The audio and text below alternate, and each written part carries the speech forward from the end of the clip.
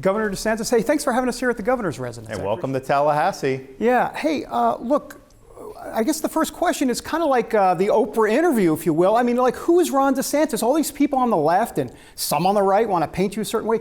Who is Ron DeSantis? And I don't even mean the politician or the governor. I just mean, like, back to little Ron DeSantis. I mean, who are you at your core? What is your DNA all about? So I'm a working class kid. I mean, my mom's from Youngstown, Ohio. My dad's from Western Pennsylvania. His father worked in the steel mill. I was born in Florida, so I'm a Florida native. They were just blue collar folks, and I grew up. I was playing baseball, going to church, just being a part of our community in Dunedin, Florida. Didn't really have much horizons in terms of like what was out there. I just didn't know. I kind of did my thing in a very small area there in the west central part of Florida, and I ended up playing baseball. I ended up joining the Navy, serving in Iraq. Ended up getting elected to the U.S. Congress for 3 terms, and then elected governor in 2018, the 3rd largest state in the country. And I think what my life shows is really the promise of America, because no one would have predicted that I would have done any of the things that I've done. But I just always believe, look, in this country, there's a lot in life you can't control, but what this country gives you the ability to do is if you just look in that mirror, know you're getting the most out of your God-given talent, there's going to be doors that open for you. And I initially wanted to be involved in baseball and take that as far as I want. Then I got into public service with the military and eventually elected office. But the point is, I always believed that it doesn't matter where you start. If you put that nose to the grindstone and work hard, God has a plan for you, and you can do well in this country. And I still believe that, but I think it's probably that dream is not as bright today in America as it may have been when I was growing up. Talk to me a little bit about your parents and that upbringing. What was that life like for you? Was there a disciplinarian in the house? Who did you go? Was it like, oh, stay away from dad, or mom's the one to go to? Like, what did little Ron DeSantis think about at the time from a parental standpoint in terms of your parents? I think, in hindsight, you look back, they did a great job. I mean, at the time, sometimes you're like, oh, whatever. But as you get older, and then now as I'm a parent, I look back at how they did, and I think that they were very, very clear about what I needed to be doing for my obligations. Do well in school, make sure you're in church every Sunday, make sure you're working around the house. You're not going to get anything handed to you. I mean, I started working minimum wage jobs when I was a teenager and did that all the way through college, just saying like, look, I got to earn my keep. And so, I think in hindsight, even the things I didn't like at the time were the right things in terms of how parents are supposed to do. It's not easy raising kids, and I think they did a good job. I know you can talk about baseball for a long time. All right, so we don't have all this time to talk about baseball, but obviously Little League star, Little League World Series, we know all about it, Yale, everything. What is it about baseball that you love? I mean, it is a thinking man's game. It does seem to kind of track with where you are at in your trajectory of your career. Tell me a little bit about baseball. Well, I think, Ted Williams, when he got inducted to the Hall of Fame, said baseball gives every American boy a chance to succeed. And I think there's something to that. There's so many different places that you need to have on a baseball team, and there's different skills that are required. So some people can be a pitcher, some people can be a middle infielder, some people can be a catcher. And so I think that there's kind of a place for everybody on a baseball team if you're willing to work hard, if you're willing to practice, and if you're willing to hone your skills. So I kind of thought it was always a very democratic game, a very meritocratic game, whereas I kind of viewed like basketball as like, these guys are just freaks of nature. They're just like the incredible athletes. In baseball, you have some guys that might not necessarily be the best athlete, but maybe they've got, that slider that nobody can hit, or they have the skills that allow them to compete at the highest level. Let me ask you a little bit about Catholic grade school. What was that like? You don't talk too much about it. Well, I'm not saying there's not any reason for that, but tell me a little bit more about what that experience was like. Did you like it? Did you, oh my gosh, I couldn't stand it? Or what was the experience like?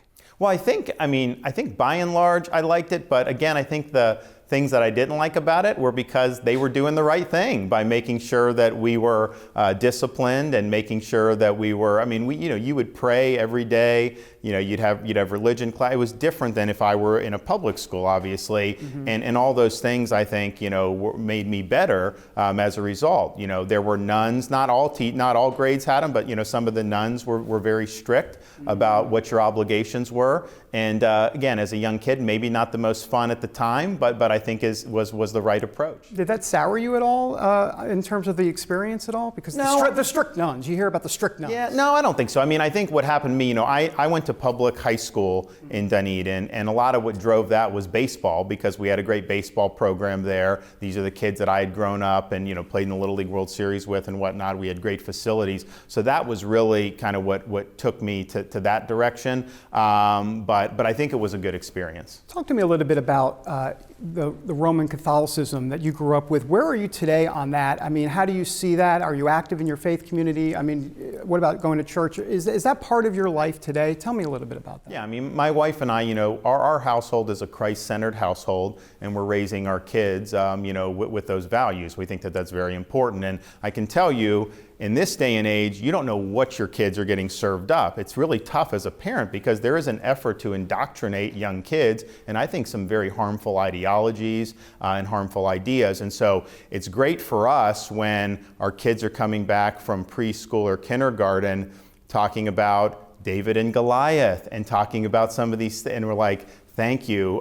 So we're very, very appreciative of being able to do that. It's interesting. I was in Israel for the 75th anniversary in April of the modern state. My wife came on the trip. We went to a bunch of other countries, but we did that. And we brought our 6- and 5-year-old. So they have studied some of this stuff, and they got to go see where King David was. They got to go actually see right from the Bible where this was. And I tell you, I've had a chance to go for many, many times to Israel, but the first time, and I'm sure you've gone, many of your viewers probably have, but if you haven't, if you go there and you open up the Bible, this is recorded history that you see right there. There's no other place like it on earth, and we've been able to go over the years to all the key spots. But for my kids, my son, he was 4 for Christmas this year, he wanted a sling to be like David slaying Goliath. And so that really, I think, warms our hearts when we see that. So that's the upbringing that we're trying to do. We think that those values are foundational, and that's how we center our family. That's fantastic. And it really does bring the Bible alive when you go to Israel, for sure. Talk to me a little bit about theology from the Roman Catholicism standpoint. There's a lot of tradition, there's a lot of rituals. That's kind of how it's steeped in. Evangelicals kind of see it as that born-again relationship with Jesus. How do you process that? Have you thought about that type of stuff? You think about everything. I mean, I would think. Well, I mean, I think if you think about what's the most compelling part of the Bible, there's a lot. For me, I would point out, I'm the way, the truth, and the life. I mean, that's ultimately what the faith centers around. Yes, there's a lot of traditions, and I think a lot of those are nice. But at the end of the day, it's kind of, where is your heart with respect to God? And what is that relationship? And so, that to us, my wife and I, is kind of where we center that. And some of the history, I think, is really neat. And I've never actually been able to go over to the Vatican and see that. But in terms of kind of how we do it, we really just focus on, what is the cornerstone, of being a Christian in the modern world. And I think it's really back to that in John. You consider yourself Roman Catholic today, still? Yeah. Okay, sounds good. Tell me a little bit about, do you have a favorite Bible verse, or is there something that kind of... I would say I'm the way, the truth, and the life from the book of John. I mean, I think that, there's a lot of great stuff that you can point, a lot of inspiring passages, but, is that where you're at, as an individual and with your heart? And if you're there, then I think that's really the number one threshold that you got to cross. And so that's where we are. How do you see the country from a Judeo-Christian standpoint? A lot of people call us a Christian nation. They don't mean it from a standpoint of everybody has to be believers of Christ. Obviously, that's not what they're talking about. But that this country was founded on Judeo-Christian principles. How do you see that in terms of infusing that into public policy? Of course it was. I mean, I don't think there's any question about that. This society, United States of America, was built on the foundation, of what happened thousands of years ago in the Holy Land. And I think the Judeo-Christian values undergird everything that the founding fathers did. Some of it, was just so embedded, they didn't even need to think about it. Of course, those are the values that you had. And I think that's one of the reasons why in the First Amendment they have the free exercise of religion, and making sure that people had the ability to believe as they wanted to, because of course in the old world that wasn't always the case. It was, you're prescribed to be this particular denomination, and they really understood that people had the right to be able to believe as they want. And I'll tell you, you had more flourishing of religion in America as a result of having that religious freedom protected. So we need more God in society today. No, absolutely. I mean, look, at the end of the day, there's certain problems, economic problems, there's problems at the border, there's all very important, but why are we here? Why are we free people? We're free because God has endowed us with inalienable rights. That's why America was founded. Our Constitution was created not to give us rights, but to protect the rights that God has already bestowed upon us. And that's just, I think that was the founders' central insight, because before them, it was thought, the king has the power. So you may have rights as a subject of some kingdom, but it's the courtesy of what the state is giving you. That's not what our founders believed. They said God has endowed these for us. Yeah, we'll give government some power, but we give them limited power, and we give them power primarily for the purpose of protecting these pre-existing rights. Very interesting. Spiritual revival in this country, we hear a lot about that. How do you see spiritual revival? Because a lot of folks feel like something clearly needs to be done. It's not going to be, honestly, it's not going to be a president or politicians that save this country. Ultimately, a lot of folks think it's going to have to be, in essence, a repentance in this country to say, look, we've got some real spiritual awakening that we have to do in this country. What is your take on that terminology when you hear that? Well, look, where are we going as a country? And I think you need a foundation. And what are the values that are kind of your rock? And to me, it's got to be a spiritual, and I think it's got to be a strong faith that is really going to get us through very turbulent times. I mean, at the end of the day, like I think of myself as a leader, okay, my job is to focus on, where is true north? Every single day in our society, the currents that are there, they're all designed to obscure the truth and push you away from, where your desired destination is. So the media can say things, but north is still north, regardless of what they say. The critics can say things, but north is still north. The culture can embrace things that are harmful. North is still north. So I think when you have that foundation and you understand the direction that you're going, you can sift through a lot of nonsense. And I'll tell you what I found just going out, because I get attacked more than any governor probably has ever been attacked. When you're speaking, there's a hunger for truth. When you're speaking the truth, it has a way of penetrating through all this deceit and all the things that we see swirling around in our society. People gravitate to the truth, and I think the truth has got to be rooted in something that's higher than just us. For sure. Iowa, South Carolina, two key important states. There's so many important states, but evangelicals play obviously an outsized role in those states specifically. What's your message to them? And I know it's really to all voters. I get that. But to evangelicals, I mean, they're looking at a country that's gone to hell in a handbasket. Many others have as well. What is your message to them? Because let's be honest, in 2016, they liked Donald Trump a lot. 2020, they did too. Maybe not as much, but they still did. Why? They might still want to go with Trump, but so why you rather than a Donald Trump who, was very successful with evangelicals? Well, one, I think in Florida, we've taken a purple state, turned it into a red state through bold leadership. We need to do the same thing nationally. We've got to beat Biden. We were able to win Florida by 20 points. I had a record percentage of evangelicals here in Florida, but I also had a record with Hispanics and record for a Republican with women voters. And that's with bold colors, not with pale pastels. We led. So I think that's important, because if Biden gets in again, the left is going to absolutely destroy this country even more than it is now. The other thing is, I don't think there's any elected official in the country who's not only stood up for the values that we all share, but has actually beat the left back on these things. We're winning in Florida against gender ideology. It is not in our schools. I just signed legislation saying teachers are not allowed to demand pronouns from the kids. I had Walt Disney World come down on me and fight me on that. All these other Republicans are actually taking the side of Disney. They're criticizing me for standing up to Disney because they're a big, powerful company and all this other stuff.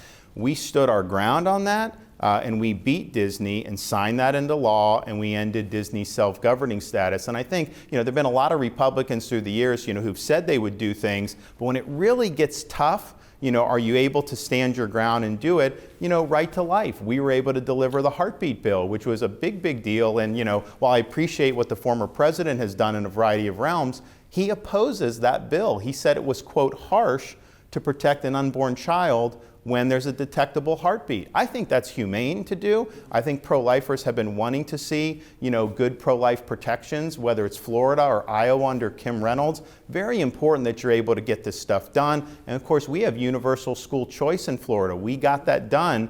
Parents have a right to direct the education and upbringing of their kid, particularly for parents who want a religious education. They now have the ability, if they can't afford it, they have a scholarship. And yes, we have Christian schools, but we have Jewish day schools. We have things for all parents. That's made our state a lot stronger. So I don't think there's been anyone that's really been delivering on these key issues more consistently than me. A lot of times what Republicans and even conservatives will do, they'll say, okay, let's just slow the left down a little bit. So it's kind of like managed decline. No. I've reversed the decline in Florida. We're on offense in Florida, and you know what? People are responding positively.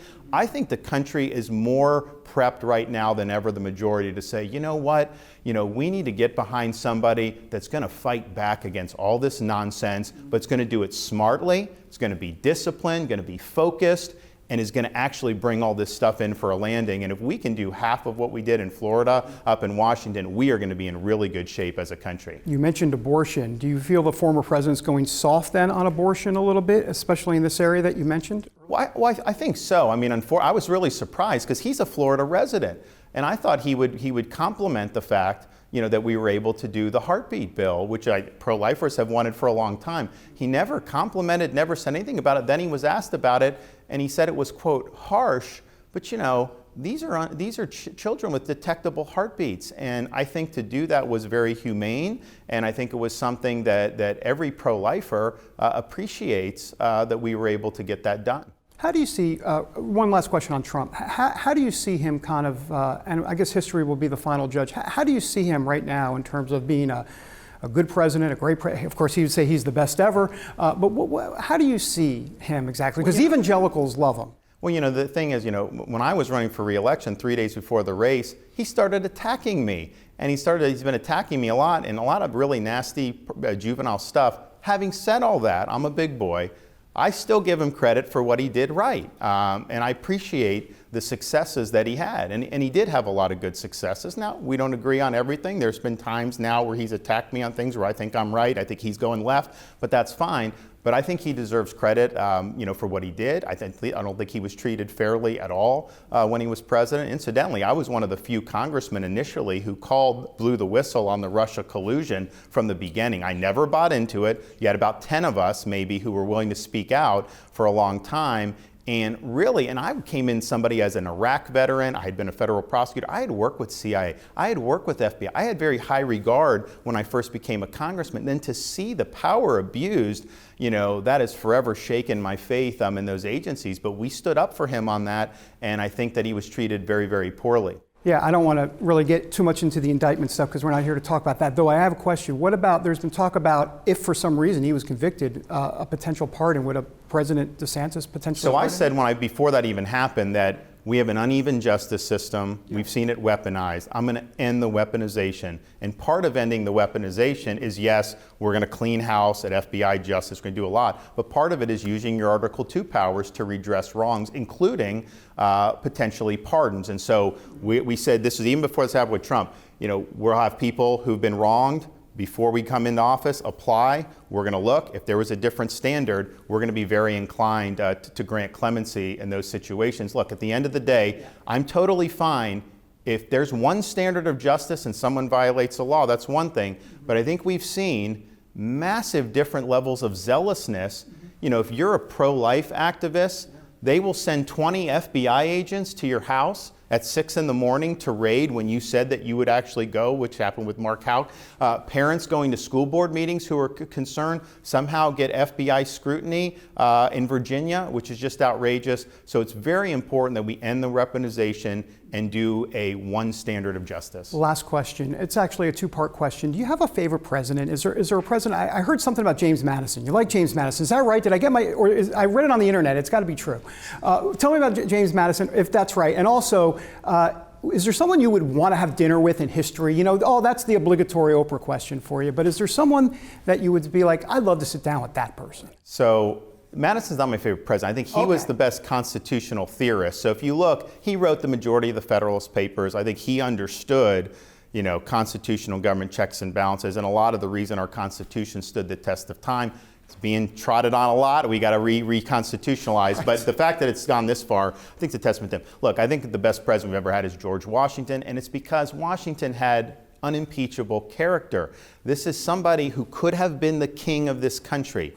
But he surrendered his sword to the Continental Congress, retired to Mount Vernon, and then of course they called him back for the Constitutional Convention and elected him president. He said, I'm only doing 2 terms, and he went and retired. And when he surrendered his sword, George III couldn't believe it. And he said, if he did that and voluntarily gave up power, he's the greatest man in the world. And I think our country is based on the idea we're government of laws, not men. Nobody is indispensable. But Washington was the indispensable man. If he had not been there, I don't know that the country would have gotten off the ground because I think that there's just so many other forces, and no matter what was happened, the divisions, Washington was the guy that they can rally around, and I don't know, we've never had anyone else like him. You know, in terms of, you know, throughout history, I mean, you know, I think like, you know, could I have been there with Jesus's disciples? I mean, you know, these are people who, you know, Peter's just fishing one day, and all of a sudden, you know, this guy comes up to him, catches all the fish, and says, you know, you're going to be fisher. I want you to be a fisher of men. Come with me. And so these guys all went out, and they dedicated their life to spreading the gospel. And they all were killed for, you know, they tried to kill John. John ended up, you know, being able to survive. But I mean, the intent was to put him to death too.